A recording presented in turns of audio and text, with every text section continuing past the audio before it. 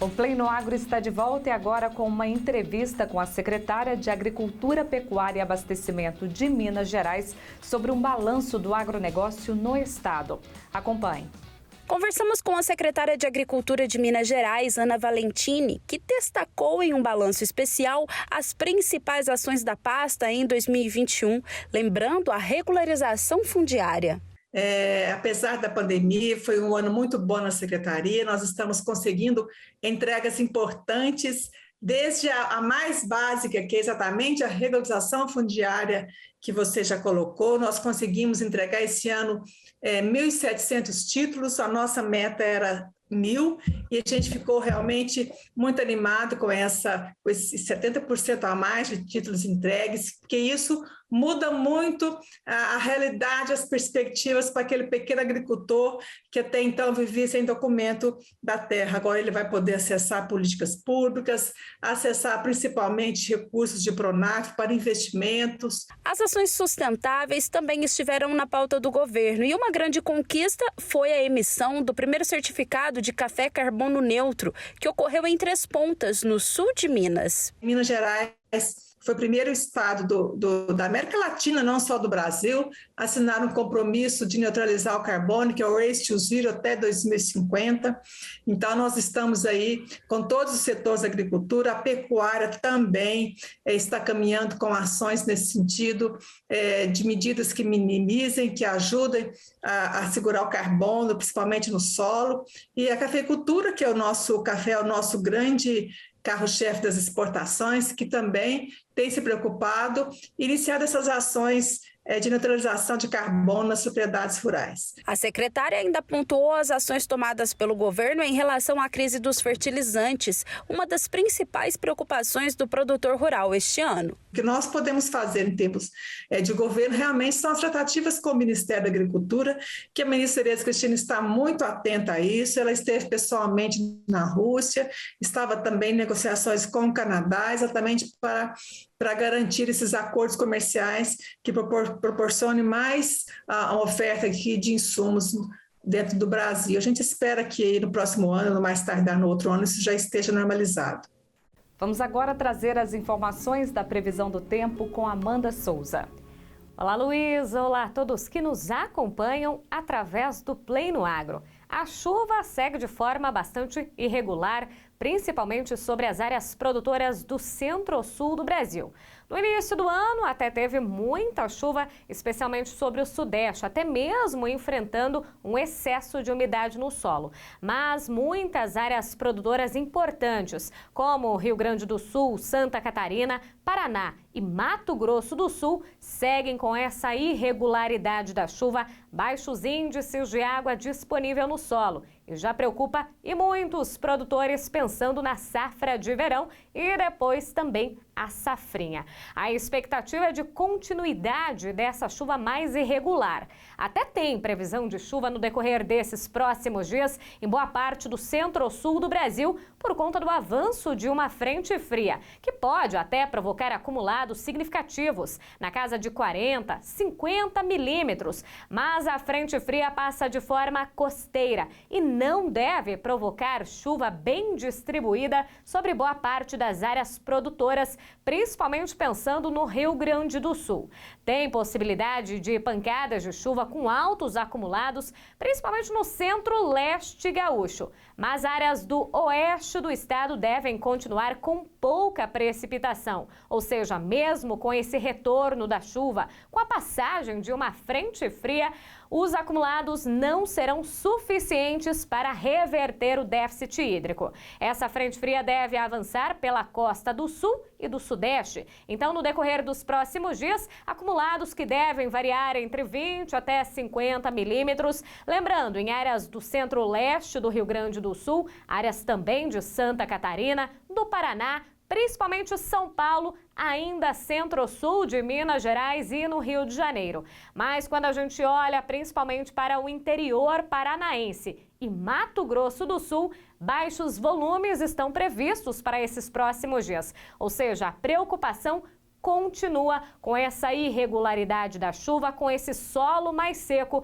pensando no desenvolvimento aí da safra de verão. A expectativa é de pouca chuva no decorrer desses próximos dias, principalmente em Mato Grosso do Sul. Quando a gente olha aí para o centro-oeste, até tem previsão de chuva significativa na metade norte do estado de Mato Grosso, assim como em boa parte da região norte. Ou seja, volta aquela característica do fenômeno Laninha, que mantém a chuva mais concentrada em áreas do centro-norte brasileiro e a chuva mais irregular no centro-sul. Quando a gente olha de forma um pouquinho mais estendida, aí sim, entre o dia 25 de janeiro, 2 de fevereiro, um aumento dessa chuva e de forma bastante significativa, especialmente sobre o Brasil Central.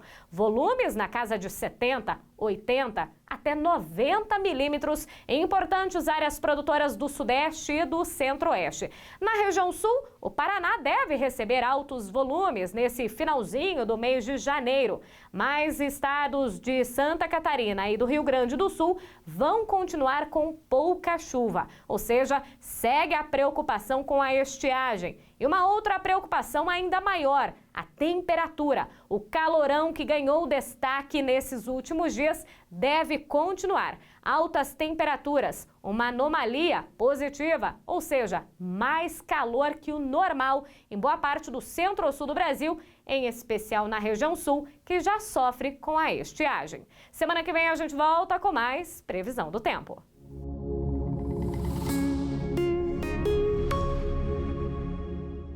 Vamos falar agora da importância do monitoramento da broca do cafeeiro. A broca é uma praga que pode trazer sérios prejuízos e danos financeiros ao produtor.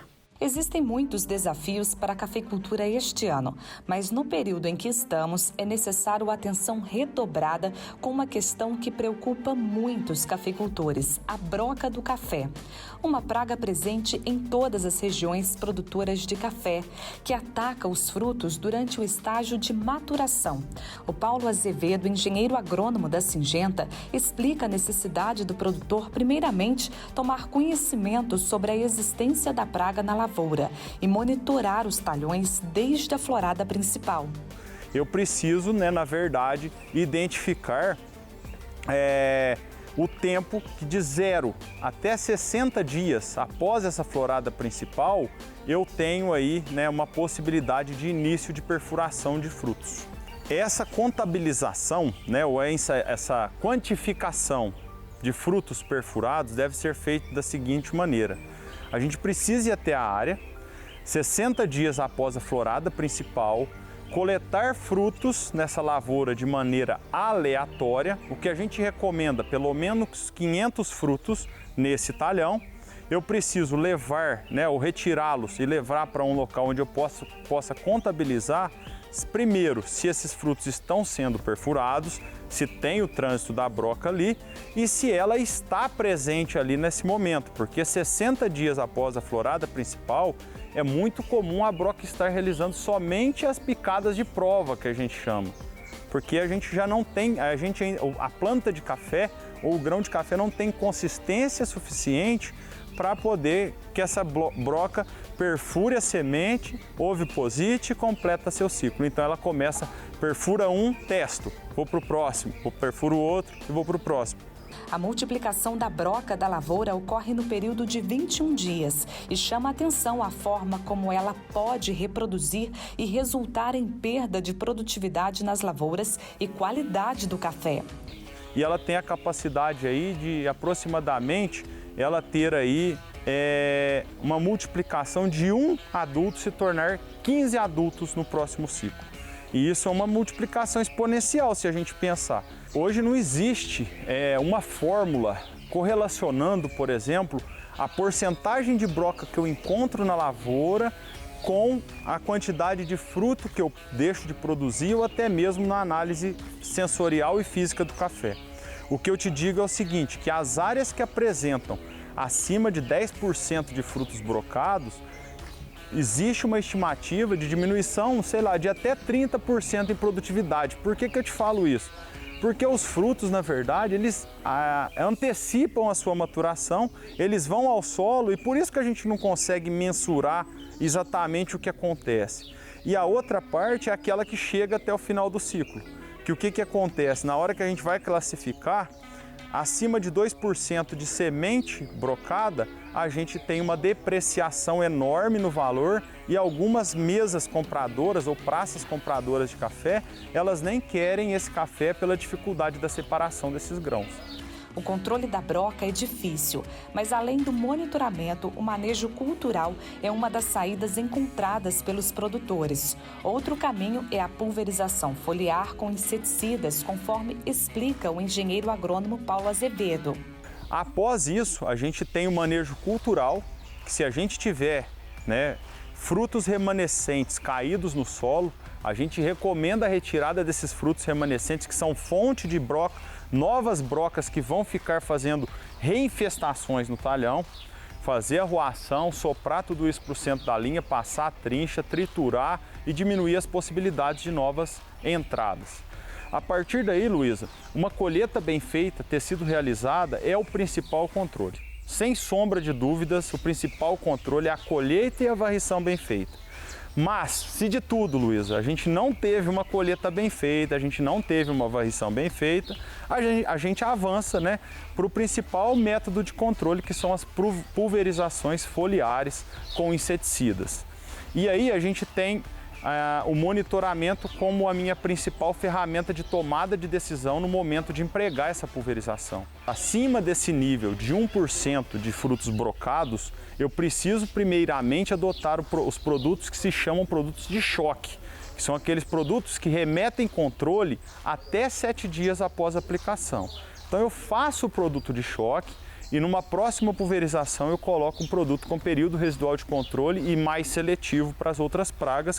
Algumas cultivares de café possuem floradas em tempos diferentes. Quanto a isso, o engenheiro agrônomo ressalta que cenários diferentes também devem ser avaliados. Às vezes, em algumas regiões, cafeicultura irrigada ou regiões que já sofreram chuva, nós tivemos uma antecipação de florada que pode ter acontecido ali no início de setembro.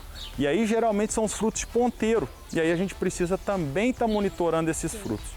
Não existe uma fórmula, existe um conhecimento agregado para dentro do negócio que a gente precisa empregar.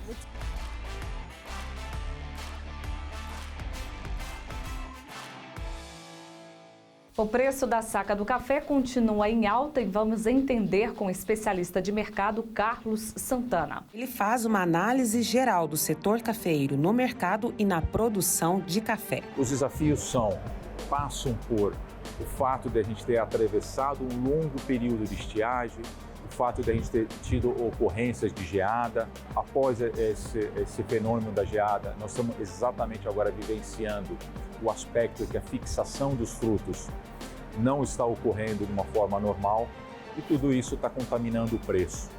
Somado a esse fato da questão produtiva aqui no Brasil, nós temos todo o desafio inflacionário que o processo do Covid gerou, não só para a cafeicultura, para a economia como um todo, e o fato principal de que nos nossos números nós estamos negociando um ano de déficit. Então é um ano quando a gente cruza a demanda mundial contra a produção mundial, nós temos aí um gap, uma diferença, o consumo esperado ele é superior à produção estimada em aproximadamente 13 milhões de sacas. Isso traz uma estrutura de pressão nos preços. Mesmo com os problemas que a cafeicultura vem enfrentando com as mudanças climáticas e os desafios com as exportações, o mercado financeiro está positivo apesar da alta da inflação. A inflação é um aspecto que está impactando muito o nosso negócio.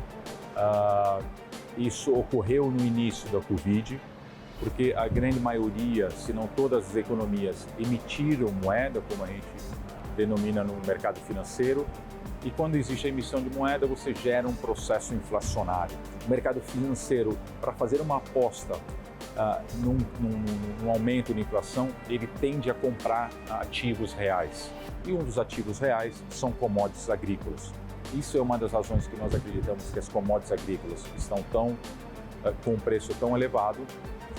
E, entretanto, esse processo não acabou ainda. Nós acreditamos que o mercado financeiro está fazendo uma nova aposta de um novo processo inflacionário.